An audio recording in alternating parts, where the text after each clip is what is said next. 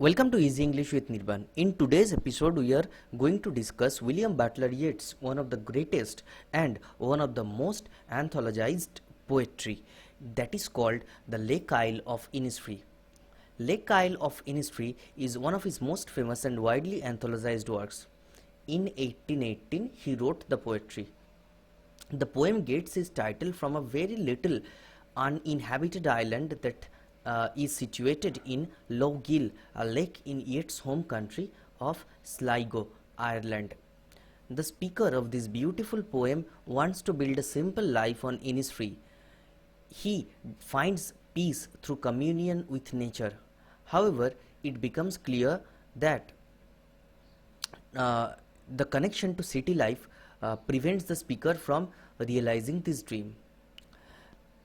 Before starting this poetry, we need to focus a little about the poet. Let's read about William Butler Yeats. William Butler Yeats was an Irish poet and playwright. The troubled times of Ireland haunted his poetry. He experimented in different styles of writing poetry. Some of his works are verse dramas such as The Island of Statues and Mosarda, and poems like The Wandering of Oisin and other poems, and The Wind Among the Reeds. He was awarded the Nobel Prize for Literature in 1923. He was born in 1865 and passed away in 1939. Now let's start reading the poem. Lake Isle of Innisfree. I will arise and go now, and go to Innisfree. In the first line, the poet makes a statement. He says that he will arise, he will wake up and go. Where does he want to go? He wants to go to Innisfree. Innisfree is a small island situated on a lake and a small cabin built there. And the poet wants to build a small cabin there of clay and wattles made. He wants to make that small cabin with clay. What is the meaning of clay? Clay means mud, and wattles. Wattles, what is wattles? Wattles are twigs, and twigs are dry branches of trees. So he wants to make a cottage with dry branches of tree and clay. 9 bean rows will I have there. He wants to cultivate the land. He wants to grow beans. A hive for the honeybee. He also wants the honeybees to make a hive and live alone in the bee-loud glade. What is the meaning of glade? Glade is a small area of grassland, and bee-loud means an area where you can hear the buzzing of the bees. So the poet wants to live on a grassland on the Lake Isle of Innisfree, where he can hear the buzzing of the bees. Now let's go to the next stanza. And I shall have some peace there, for peace comes dropping slow. Now we understand why the poet wants to go to the Lake Isle of Innisfree. Because the poet wants peace. He wants to live a peaceful life. He cannot achieve that peace in city. For peace comes dropping slow, because peace comes slowly and calmly. You cannot get peace in the busy lifestyle of a city. Dropping from the vales of morning to where the cricket sings. Listen very carefully. In this line, the poet wants to say that he wishes to live there from dawn till night. Dropping from the vales of the morning. What is the vales of the morning?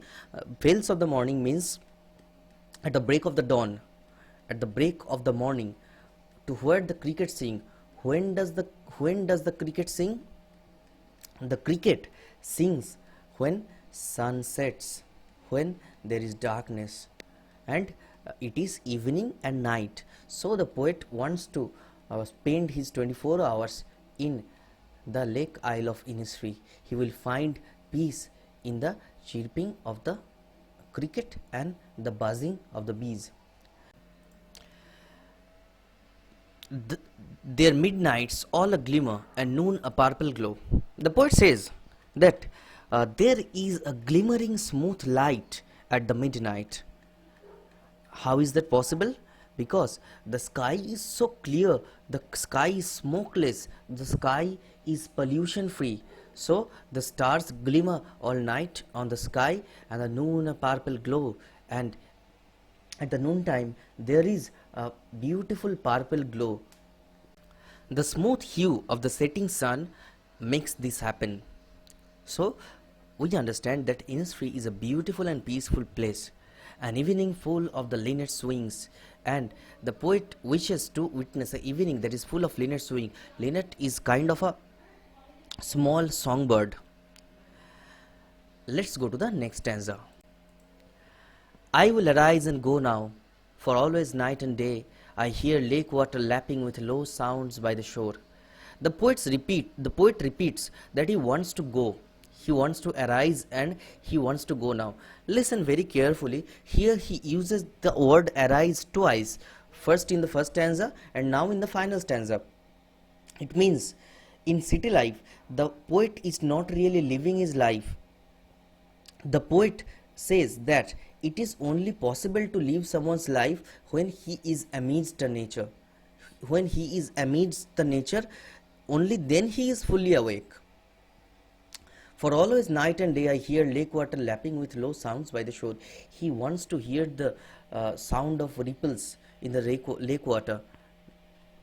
He wants to sit by the lake and hear the little waves, hear the murmur of the little waves. While I stand on the roadway or on the pavement's grey, I hear it in the deep heart score. In the last two lines, we understand the poet is standing on a city road. He is on a roadway or a pavement grey. Grey is the color of lifeless cities. Grey is color of concrete. Grey is the opposite of the natural green. The poet is now standing at a city pavement or a city road, and he wishes to go to the small island of Innisfree, and he wants to live there because the city life is slowly killing him. He doesn't want to live here like a machine. He just wants to go and be in the nature. In the lap of, he wants to lie down and sleep peacefully on the lap of nature. This is the Lake Isle of Innisfree. Hope you have understood the poetry. If you have any issues, if you have trouble understanding, I will recommend you to pause the video and listen to it carefully once again, because I have read it very slowly and I have used simple English to describe the Lake Isle of Innisfree. If you find this video helpful, please like, comment and subscribe and share it with your friends. And if you want to get many more videos of English literature and language, please keep an eye on my channel. So that's all for today. Please stay inside, stay safe. Please follow the advisory given by the government to prevent corona. That's all for today. Goodbye. See you on the next video. Tata.